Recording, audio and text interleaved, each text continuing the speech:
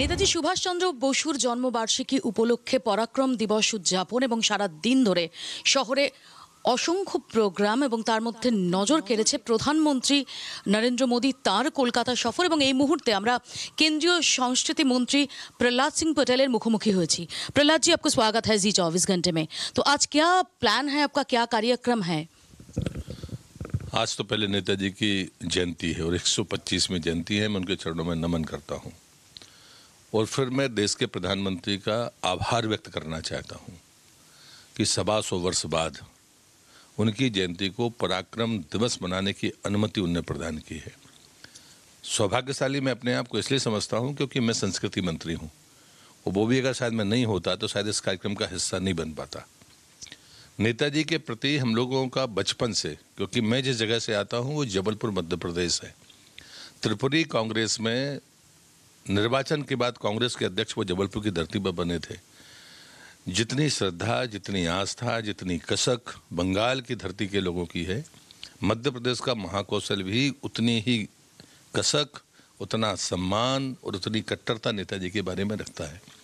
वहाँ कांग्रेस के अध्यक्ष बने, जबलपुर और सिवनी की जेलों में रहे। जब उनको विदेश इलाज के लिए भेजा गया तब वो सिवनी जेल से गए थे। तो इतने घनिष्ठ वो है। मेरा जो कस्बा है वहाँ हम 38 साल से नेताजी की जयंती पर उनकी स्मृति में एक कबड्डी का राष्ट्रीय टूर्नामेंट करते हैं। तो ये बात मैं इसलिए कह रहा हूँ कि आज मेरे लिए सौभाग्यशाली दिन है कि मैं इस कार्यक्रम का निमित्त बन रहा हूँ और पराक्रम दिवस वास्तव में नेताजी का जो पराक्रम था वो सभी क्षेत्रों में था और इसलिए मुझे लगता है कि आज हम सब के लिए बहुत गौरव का दिन है। आज क्या कोई सरप्राइज इंतजार कर रहा है? क्या ये सही है कि विक्टोरिया मेमोरियल का नाम चेंज करने का कोई अनाउंसमेंट हो सकता है? मुझे लगता है कि ये इवेंट नहीं है, होने को सब कुछ हो सकता है, कोई वो नई बड़ी बात नहीं है। आप क्या सोच रहे हैं विक्टोरिया मेमोरियल का नाम? तो मुझे लगता है कि सरकार के काम करने का तरीका ये है कि जो हम फैसला करते हैं वही अनाउंस करते हैं। हमने अभी पराक्रम दिवस का फैसला करने का अधिकार प्रधानमंत्री जी ने मुझे दिया था तो मैंने वो किया। आगे नेताजी के बारे में कुछ भी करना बहुत थोड़ा होगा।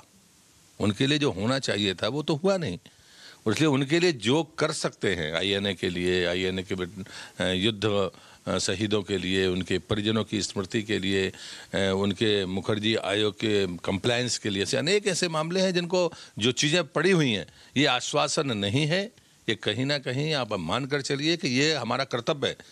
और 125 वर्ष बाद देश के प्रधानमंत्री चूँकि नरेंद्र मोदी जी हैं, इसलिए ये परिस्थिति सामने है आज।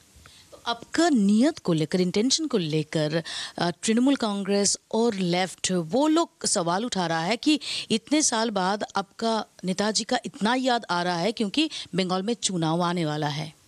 मुझे लगता है कि वो लोग 60-70 साल सत्ता में रहे हैं, नेताजी की याद उनको क्यों नहीं आई? हमको तो बचपन से आती रही, हमारे संस्कार, हमारा राष्ट्रवाद कहता है कि हमको करना चाहिए। पर एक सवाल करना चाहता हूँ, जिनने सवाल किया मुझे नहीं पता किसने किया है।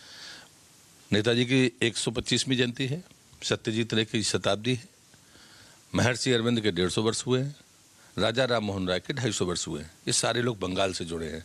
क्या ये चुनाव के कारण तारीखें आई हैं?